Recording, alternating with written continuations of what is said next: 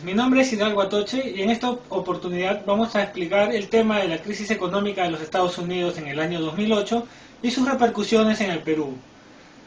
En el año 2007, más o menos en el mes de agosto, algunos bancos en Estados Unidos, pequeños bancos inicialmente, fueron anunciando que entraban en crisis, se declaraban en quiebra, ya que no tenían liquidez para afrontar sus obligaciones con el Estado.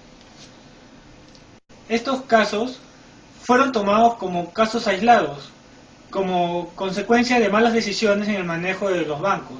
Sin embargo, posteriormente se fueron afectando instituciones financieras más grandes, así como instituciones crediticias hipotecarias importantes o como inmobiliarias transnacionales en los Estados Unidos.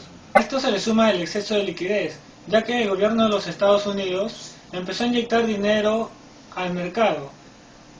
También una inadecuada regulación del sistema financiero internacional, ya que los bancos no eran regulados por el Estado. En el año 2008, mediados de 2008, casi finales, se otorgaban demasiados créditos, sin pedir muchos requisitos.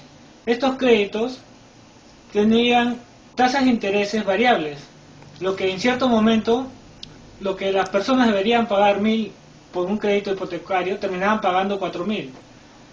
Teniendo en cuenta que propiedades que podían valer $200.000 terminaban valiendo más de $1.000.000.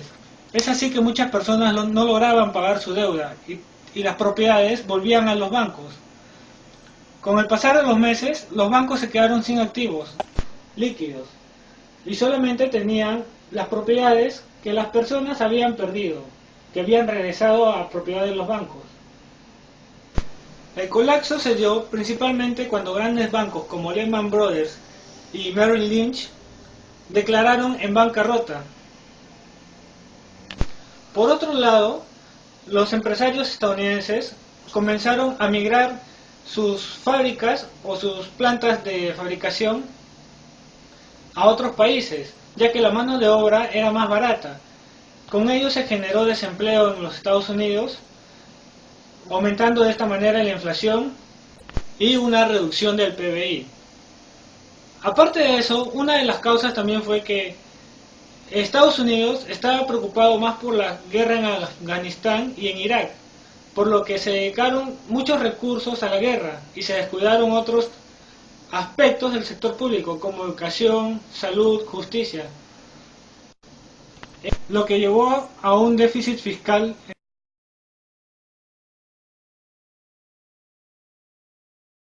Mi nombre es Daniel Atoche y les voy a explicar las consecuencias de la crisis de los Estados Unidos del 2008 sobre América Latina y el Perú. América Latina se encontraba saliendo de un periodo de auge económico entre el 2004 y el 2007 para cuando la crisis llegó. La crisis llega a nosotros por dos factores primordialmente. El primero es que las exportaciones disminuyen tanto en volumen como en precios.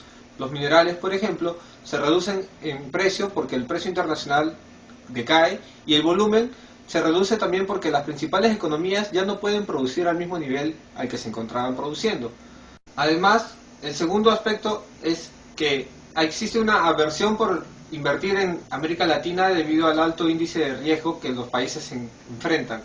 Los países tienden a ser afectados por la crisis económica global, porque se vuelve un hecho global, dependiendo de qué tan afectados estén los países, potencias, a los que ellos les exportan. En el caso del Perú, la crisis llega a nuestro país por dos medios fundamentalmente.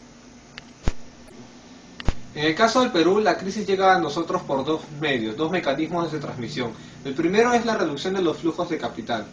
Los flujos de capital disminuyen fundamentalmente porque el Perú incrementa su riesgo país, que se mide en puntos. Hasta septiembre del 2008 nosotros nos encontramos con un promedio del último año de 200 puntos de riesgo país. Para el siguiente mes, noviembre del 2008, ascendimos a un aproximado de 550 puntos en el riesgo país. Este nivel fue descendiendo gradualmente hasta julio del 2009 para que se encuentre nuevamente en su punto de equilibrio de 200 puntos de riesgo país. Adicionalmente a eso, las inversiones se redujeron de manera abismal, no solo por eso, sino porque las remesas también se disminuyen y el capital que se encontraba establecido en el Perú también decide retirarse. El segundo motivo por el cual la crisis llega a nuestro país es por la reducción de los flujos comerciales. Primero, la reducción de los precios internacionales de los minerales nos afecta bastante, debido a que nuestro PBI se basa de una manera amplia en el canon minero y en la exportación y explotación de los minerales. Además, la reducción abismal de las remesas que son enviadas desde Europa y de los Estados Unidos hacia nuestro país, ya que aproximadamente el 10% de la población adulta recibe ese tipo de ingresos. Los volúmenes exportados de parte del Perú también disminuyen, no solamente en minerales, sino en la mayoría de los productos que exportábamos. Los datos indican que hasta en un 30% se redujeron los volúmenes de las exportaciones dependiendo del rubro y del producto exportado. En conclusión, podemos entender en base a algunos datos como por ejemplo que la América Latina en general tuvo un riesgo país promedio de 800 puntos y el Perú de 550, que el Perú se encontraba con un colchón económico más amplio, lo que le permitió soportar la crisis y no nos vimos tan afectados. Inflación y el nivel de nuestro PBI no se redujo abismalmente, más que en un 1.9% aproximadamente según los datos del INEI. Podemos ver también que el Perú no solo depende de la economía norteamericana para las exportaciones. El fuerte vínculo con las economías asiáticas como son China, Japón y los otros países de esta región, en los cuales también apoyamos nuestras exportaciones, nos ayudaron a mantenernos